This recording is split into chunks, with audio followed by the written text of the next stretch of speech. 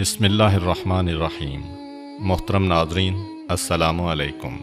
جب حضرت نوح علیہ السلام گمراہ مشرکین کی ہدایت سے مایوس ہو گئے تو انہوں نے اللہ کے حکم سے کشتی بنانا شروع کی۔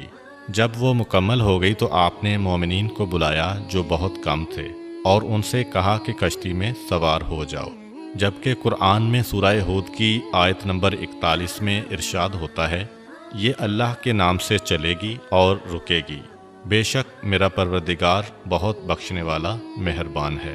اللہ تعالیٰ کی طرف سے آپ کو حکم ہوا، ہم نے کہا کہ اس میں ہر چیز کا جوڑا سوار کرو اور اپنے خاندان کو سوار کرو سوائے اس کے جس کے متعلق ہمارا قول پہلے گزر چکا ہے۔ آپ نے اہل ایمان کے علاوہ تمام جانداروں کے جوڑے بھی کشتی پر سوار کیے۔ کافی دنوں تک طوفان جاری رہا۔ جب طوفان تھما اور کشتی لنگر انداز ہوئی تو نوح علیہ السلام اور دوسرے صاحبان ایمان کشتی سے نیچے اترے اور کاروبار زندگی میں لگ گئے۔ حضرت نوح علیہ السلام نے گھڑے بنانا شروع کیے۔ آپ مٹی سے گھڑے بناتے اور انہیں لوگوں کے ہاتھوں فروخت کرتے تھے اور اس سے جو قیمت وصول ہوتی اس سے اپنی زندگی کی ضروریات پوری کیا کرتے تھے۔ ایک دن ایک فرشتہ انسانی صورت میں ان کے پاس آیا اور ان سے بہت سے گھڑے خرید لیے اور ان کی قیمت ادا کی۔ پھر اس نے ایک ایک گھڑا لے کر آپ کے سامنے توڑنا شروع کر دیا۔ آپ کو اس کا یہ عمل ناگوار گزرا۔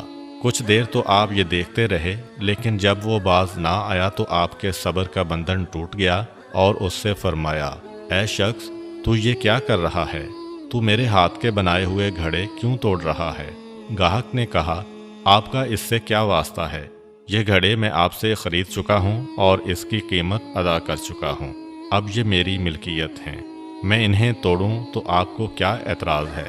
حضرت نوح علیہ السلام نے کہا، یہ درست ہے تو نے یہ گھڑے خریدے ہیں، لیکن یہ بھی حقیقت ہے کہ میں نے ان کے بنانے میں بڑی مشقت کی ہے۔ اگرچہ انہیں بیچ چکا ہوں پھر بھی میں اپنے ہاتھ کی بنی ہوئی چیز کو یوں تلف ہوتا ہوا نہیں دیکھ سکتا۔ گاہک جو کہ دراصل فرشتہ تھا نے کہا، آپ نے یہ گھڑے خلق نہیں کیے، صرف بنائے ہیں، اس کے باوجود تلف ہوتے ہوئے نہیں دیکھ سکتے، تو آپ نے خدا سے اس کی مخلوق تلف کرنے کی دعا کیوں کی تھی؟ حضرت نوح علیہ السلام نے یہ بات سنی تو آپ رونے لگے۔ آپ کے شب و روز نوحہ و زاری میں بسر ہونے لگے۔ آپ نے اتنی نوحہ و زاری کی کہ لوگوں نے آپ کا نام ہی نوح رکھ دیا، جس کے معنی ہے نوحہ و زاری کرنے والا۔ بیان کیا جاتا ہے کہ ایک دفعہ اللہ تعالیٰ نے حضرت موسیٰ علیہ السلام کو وحی فرمائی، اب جب مناجات کے لیے آنا تو اپنے ساتھ کسی ایسے کو لے کر آنا جس کے متعلق تمہارا عقیدہ ہو کہ تم اس سے برتر اور افضل ہو۔ موسیٰ علیہ السلام نے بہت غور کیا، ادھر ادھر دیکھا اور لوگوں کے چہروں کو دیکھا، لیکن انہیں یہ جرت نہ ہوئی کہ اپنے آپ کو کسی سے برتر اور افضل قرار دیتے اور دوسرے کو اپنے سے کمتر اور ہیج تصور کرتے۔ انسانوں سے مایوس ہو کر آپ نے حیوانات پر نظر کی، لیکن انہیں حیوانات میں بھی اپنا مطلوبہ حیوان دکھائی نہ دیا۔ وہ مایوس ہونے کو تھے کہ ان کی نظر ایک خارش زدہ کتے پر پڑی۔ انہوں نے اپنے آپ سے کہا، اگر میں اسے اپنے ساتھ لے جاؤں تو شاید بات بن جائے۔ یہ سوچ کر انہوں نے اس کتے کے گلے میں رسی ڈالی اور اسے لے کر خدا سے مناجات کے لیے چل پڑے۔ تھوڑی دور جانے کے بعد انہوں نے اپنے فعل پر ندامت محسوس کی اور کتے کے گلے سے رسی نکال دی اور اسے بھگا دیا۔ جب آپ مقام مناجات پر پہنچے تو اللہ تعالیٰ نے فرمایا، اے موسیٰ علیہ السلام، کیا تم اپنے سے کمتر چیز اپنے ساتھ لائے ہو؟ موسیٰ علیہ السلام نے عرض کیا، خدایا، جس کا تو نے مطالبہ کیا ہے وہ چیز مجھے نہیں ملی۔ اللہ نے فرمایا، مجھے اپنی عزت و جلال کی قسم، اگر تو اس کتے کو بھی اپنے سے کمتر سمجھ کر یہاں لے آتا تو میں تیرا نام دیوان انبیاء سے خارج کر دیتا۔ محترم ناظرین، ہم سب کو بھی اللہ تعالیٰ کے اس پیارے پیغمبر کے واقعہ سے سبق سیکھنا چاہیے۔ ہم میں سے بہت سے لوگ ایسے ہیں کہ جن کے پاس تھوڑی سی دولت آ جائے تو وہ غرور و تکبر میں مبتلا ہو جاتے ہیں اور اپنے ارد گرد کے لوگوں کو حقارت کی نظر سے دیکھنا شروع کر دیتے ہیں۔ حضرت یحییٰ علیہ السلام کے متعلق مشہور ہے کہ آپ ہمیشہ خوف خدا کی وجہ سے غمگین رہتے تھے اور ولادت سے لے کر زندگی کے آخری لمحات تک آپ غمگین ہی رہے۔ آپ کے گریہ و بکا کا سلسلہ کسی وقت بھی منقطع نہیں ہوا اور کسی نے کبھی آپ کو ہنستا مسکراتا ہوا نہیں دیکھا۔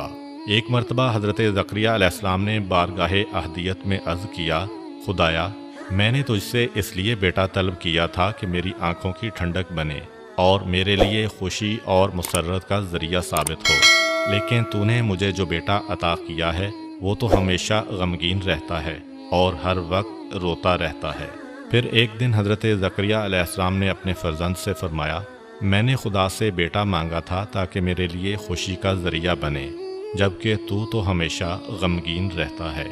حضرت یحییٰ علیہ السلام نے عرض کیا، ابا جان میں نے آپ کی زبانی یہ بات سنی تھی کہ جنت و دوزخ کے درمیان ایک گھاٹی ہے جسے صرف وہی عبور کرے گا جو خوف خدا سے رویا ہوگا۔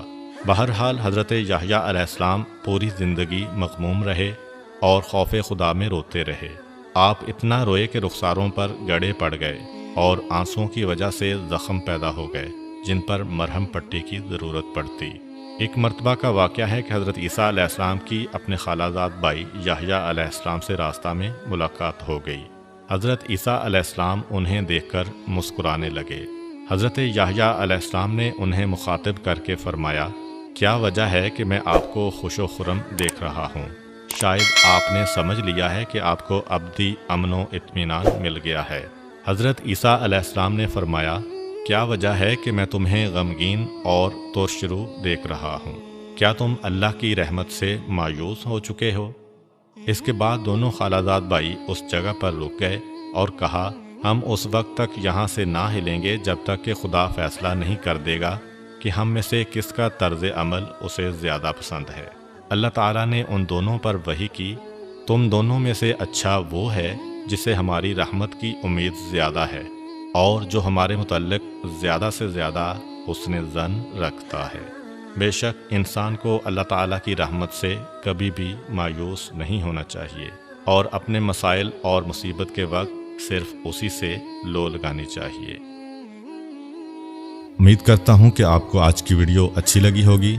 اگر آپ کو ہماری ویڈیو اچھی لگی ہے تو ویڈیو کو لائک کریں اور مزید اس طرح کی ویڈیوز دیکھنے کے لیے ہمارا چینل سبسکرائب کر لیں۔ ملتے ہیں نیکسٹ ویڈیو میں، اجازت دیجیے، اللہ حافظ۔